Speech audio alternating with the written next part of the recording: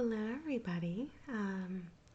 My name is Kristalina. I'm coming to you from northern Alabama, where I live with my husband Luke, our daughter Aylin, and our kitten Cassian. Today is April 18th, 2021.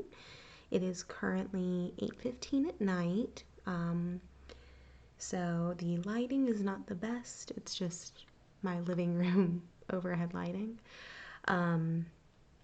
Aylin is asleep, and Luke just went to Publix to grab some stuff for tomorrow. And so I figured I would try to squeeze in a podcast while I could and not be interrupted. But if you do kind of hear me being pretty quiet, I apologize. Again, my daughter is sleeping and I don't really want to wake her up. So I don't have a ton of knitting to share. Very minimal in terms of what's been being worked on. I am still, kind of working my way through this test knit still that needs to get done ASAP, and that I can't talk about until it's released. So, yeah, it's a behemoth project. Let's put it that way. It's not an accessory project. It is a garment, and it's a technique that requires a fair bit of time and focus, neither of which I really have when Aylin's awake. So I'm kind of forced to work on that when she's asleep, which means either waking up really early to work on it or staying up pretty late to work on it. I've not been using my lunches for knitting. That's mostly being used to kind of tidy up the house a bit, because she's started daycare as of last week, and so to not have her home, I'm able to, get a lot of things done that I can't when she's home.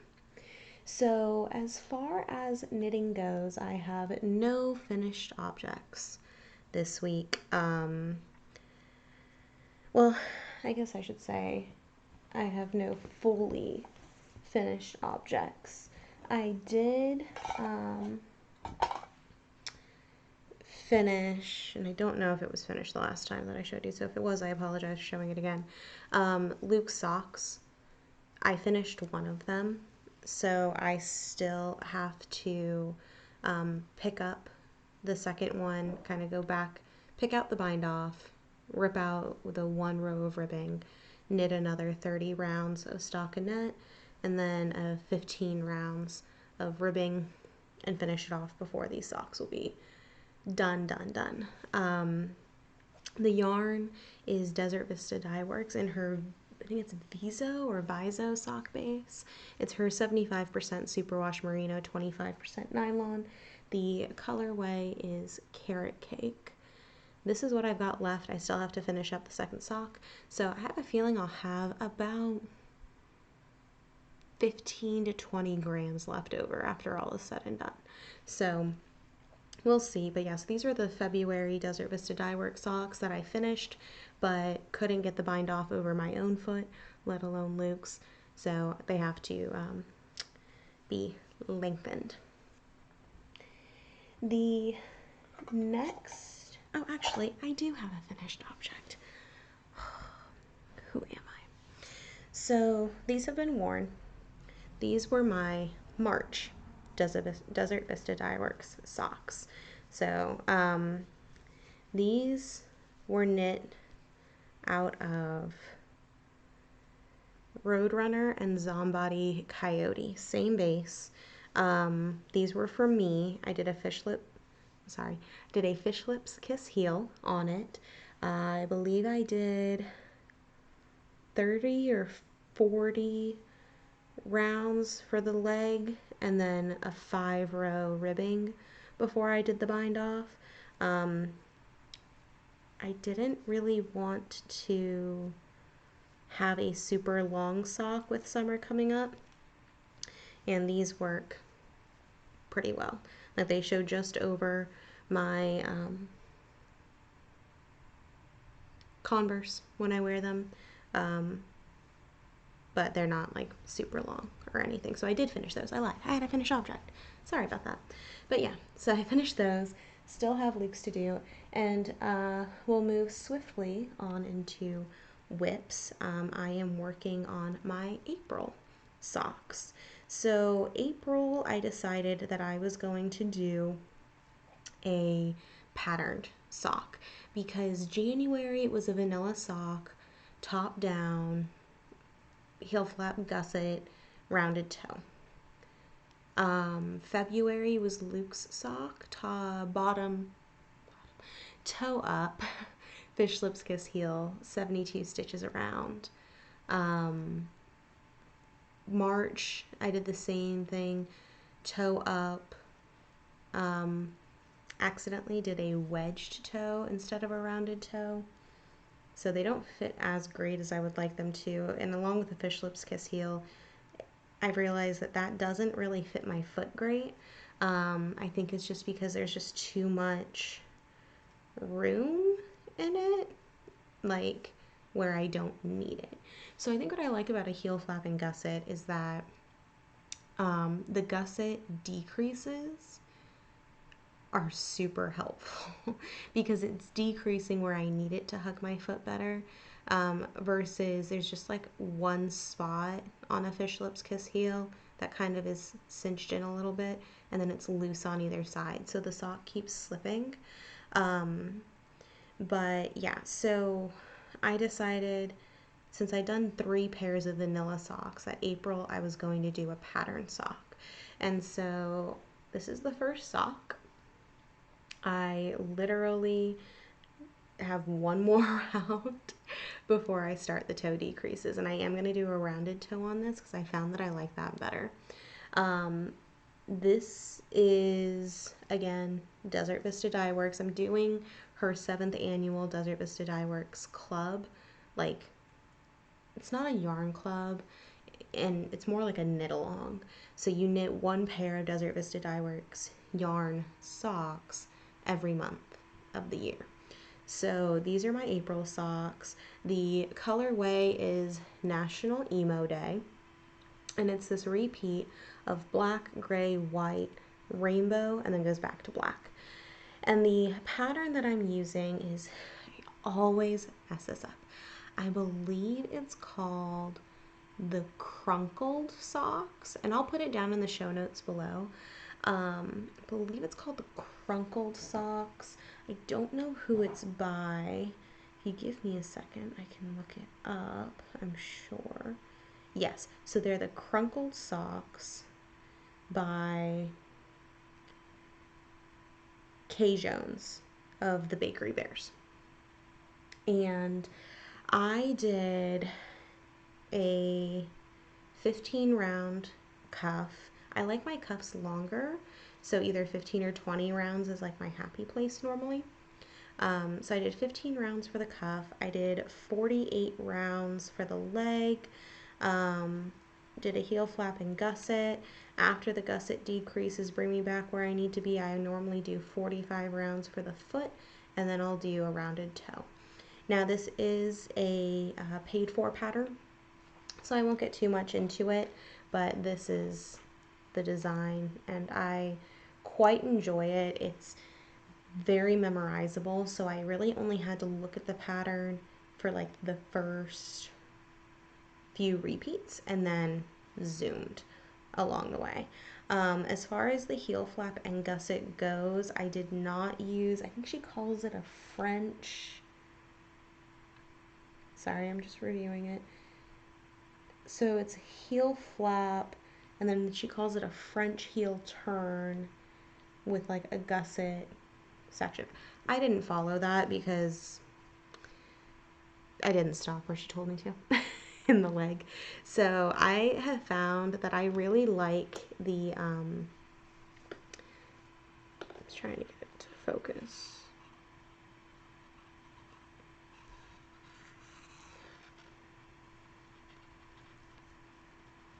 So along the edge of the heel, I use Melody Hoffman's way of doing a heel flap and gusset with the garter ridge down the side. I find it's easier.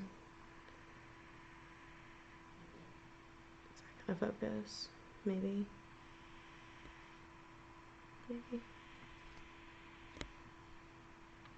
There we go. I find it's easier to pick up the stitches along the side of a heel if you're gonna use the garter ridge, because you just kind of pick it up between the bumps on the garter ridge. So I did that instead, and instead of doing the umbrella toe that the pattern calls for, I'm going to do a rounded toe. So it's April 18th. I'm almost done with the first sock. We are in good company at this point. Normally, and by normally I mean March and February, I have had to knit basically half a leg, a heel, a whole foot, and a toe slash cuff, you know, because it was toe up. Basically a whole second sock minus like an inch on the very last day of the month to make the submission deadline. And so I'm really trying not to do that in April, just because it puts so much added stress on me, and we are already having such a stressful month in our family. So I'm hoping that I can finish the sock tonight and then can start the second sock tomorrow, and then put in some work on it during my 2 paralegal classes on Tuesday and Thursday, because those are pretty much Zoom meetings for the classes. And so I don't really, like, I can listen. I don't really have to, like, be taking notes or anything. It's really just a recap of the chapters. But our tests in those classes are based on the books. They're not based on the lectures. So I just kind of sit there and listen and ask questions as need be. But it doesn't really require much participation. So I'm able to knit during those classes. I have also started Aylin's baptism gown, and it's almost comical to show you guys because it really hasn't had a lot done on it, and I don't even think I had started it for the last episode. I think I talked about needing to start it, but I hadn't started it yet. So Aylin's baptism was supposed to be April 25th. However, one of my brother's best friends is getting married April 24th. And I'm sorry, I'm not looking at the camera. I am picking up stitches because I managed to drop a whole bunch of stitches on this. And so I just want to pick it up because, of course, I'm in the middle of a row as well. Because that's just how it always is. Like, anytime you go to podcast, like anytime you got time to podcast, it's like everything is in the middle of a row. Because for me at least, it's, because I was knitting and Aylin needed me, or Luke needed me because Aylin needed something. So there's a lot of things that are like stopped in the middle of a row for whatever reason. So this is all I've got, and it's laughable. I had started knitting it and then realized I was knitting the 3 to 6 month size, and realized that by the time Aylin's baptism rolls around, it's going to be much too small on her. So I decided to rip it back, and I am now knitting the 6 to 9 month size, because Aylin is like, she's not as long as 6 month pants go, but she does fit in them like around her tummy and kind of like around her shoulders. So we kind of figured it was better to err on the side of being big than being too tight. So I decided to rip it back and redo it. And also because we were originally planning on having her baptized next Sunday, April 25th. But because of the wedding, we just kind of decided, because my brother is her godfather, for her baptism, we kind of decided that we were going to try and postpone the baptism until the end of May, basically. But the church hasn't gotten back to me, so I don't know if that's actually going to be a thing. I guess we'll find out. So, however, that does give me about an extra month to get her baptismal gown done. And so the hope is that by the end of April, I can have at least another huge chunk of that test knit done, if not the whole test knit done, which is a really tall order. Like a really tall order. So I'm just going to try to basically knit 30 minutes to an hour every day on that test knit, and then really push April's socks as fast as I can so that I can get a little bit of time to work on her baptismal gown. I am following for the baptismal gown the Ellen's Christening gown pattern by Petit Knit. I'm knitting it currently on US 3, which I believe is a 3mm needle. 3.25 millimeter needle. It calls for a 3mm, but I didn't have any. And so I'm also not using fingering weight yarn. I'm using sport weight yarn, but it's erring on the side of just like a little heavier fingering weight. It's the Bernat Baby, I think, in the color white. I think it's like 600 and something yards. I want to say like 650 yards per like 250 grams or something like that. I don't know. I threw away the tab. I just need it.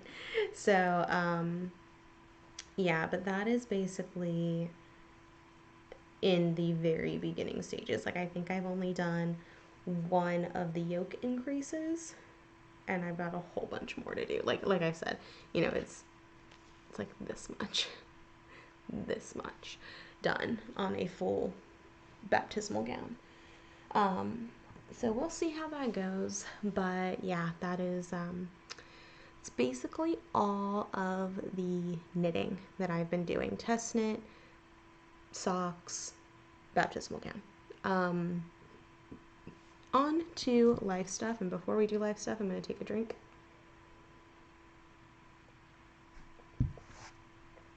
Okay, so I mentioned that it's been really stressful this month for our family. Aylin started daycare, which less so me, more so Luke has some really bad separation anxiety from her.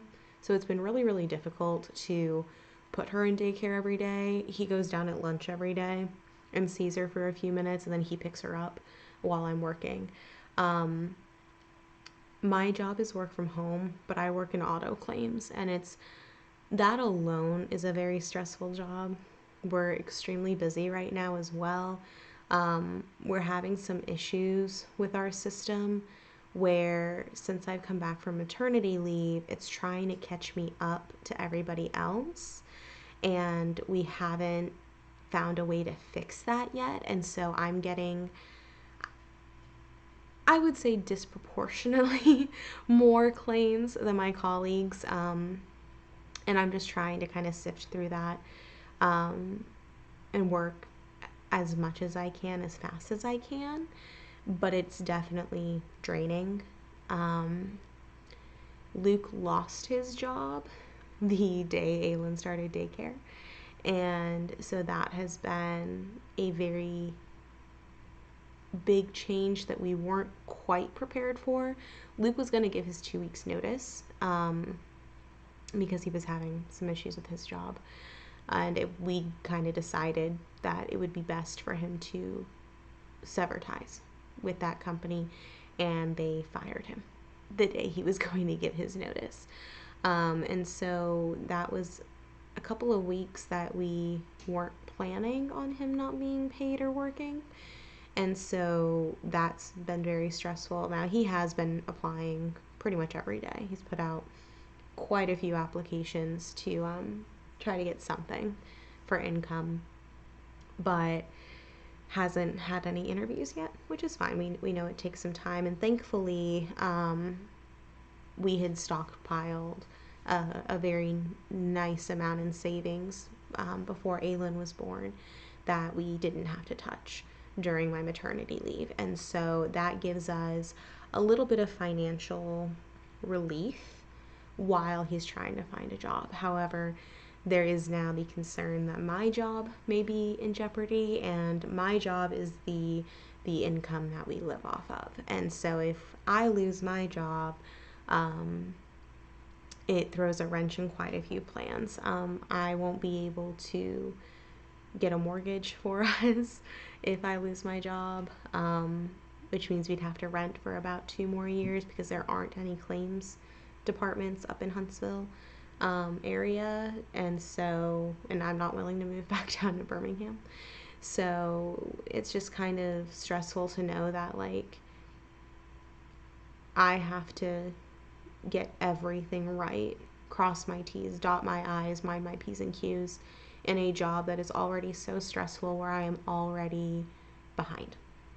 And so we've been dealing with that, and then dealing with daycare, which we were very lucky to find an amazing daycare for her. I have no concerns with the daycare company we chose. It's just that additional financial cost, while we are already on a one income household at this point. And we have birthdays coming up for my family. My dad, my brother were born a day apart, and their birthday's the same weekend as Mother's Day weekend. And so knowing that we'll have to get some presents is just a little overwhelming. But I've been watching a lot of podcasts and finding myself drawn to the big two that I watch, which is Chelsea Makes, which is Chelsea of Legacy Fiber Arts. Hi, Chelsea, if you're watching this. I doubt you are, but hi if you are. And then Roots and Refuge, Jess of Roots and Refuge Farms. And that has kind of been a lot of just like comfort, wind down. Jess is putting out daily content. Chelsea does her vlog every Sunday. I'm a patron of, and so I get that every Sunday. And Chelsea had said something in today's vlog when I watched it, that she finds herself going back to these comfort items, right? So she goes to something that's comfortable for her to work on her needles, that's kind of cozy and familiar. So like she's making a sockhead hat for her husband, and that's just kind of mindless stockinette. She's rewatching Gilmore Girls, and because it's something that brings you back into a world you're familiar with, so trying to get into a whole new world. And I just finished a series by, I think it's Alyssa Thorne. It's the Court of Underworld series. It was on Kindle Unlimited. And I had just finished that series and was looking to find another series or another book that I could read, that I could really get into and be immersed in. And it's hard for me to find books like that for whatever reason. So when I heard Chelsea saying that, like Harry Potter is a comfortable place for her, Gilmore Girls is comfortable for her, I really started thinking about, okay, well, what's comfortable for me? Because I think right now, when I'm so overwhelmed and I'm so anxious and stressed out and everything like that, that I just need comfort, right? We all do. We all need comfort in times of high anxiety. And I realized that my comfort, if you had asked me 10 years ago what my comfort was, it would have been Harry Potter, without a doubt. However, Harry Potter, right? So it would have been Harry Potter without a doubt. However, as I've grown, I've realized that it was comfortable for me because of memories of people I no longer have near me. And so when I read Harry Potter now, it brings back a lot of really heavy emotions that I don't quite think I'm prepared to deal with right now. It brings back a lot of grief, and that's just not an emotion that I can really process in this mindset. And so I started thinking, okay, well, what else is my happy place? What other things have I read, watched, listened to that brings me solace, right?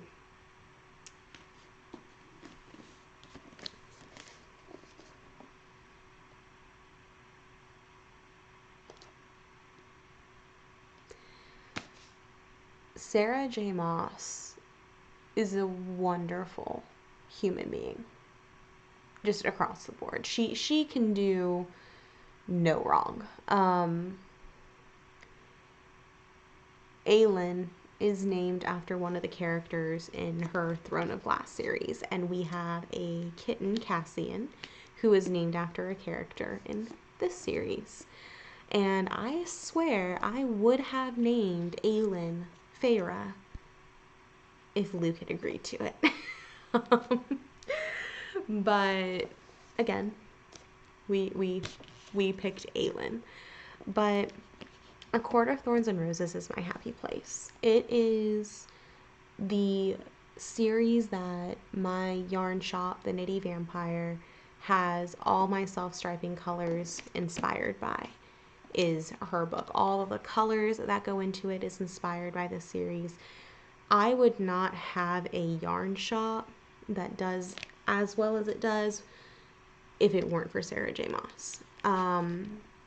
Every time I dye a night court order or a day court order or anything like that, it just brings me back to this place and it makes my heart happy. And so I decided that I was going to start rereading A Court of Thorns and Roses. But I didn't want to read through it so quickly and not be able to be immersed back into that world. Sorry, Luke's home, so I'm going to cut this short here. I'm reading it to Aelin as she goes to sleep. And I think it's going to be a really good way to de-stress and kind of bring a bit of solace into my life. So that'll be it for this week, month, whatever it may be. Happy knitting, and I'll see you guys next time.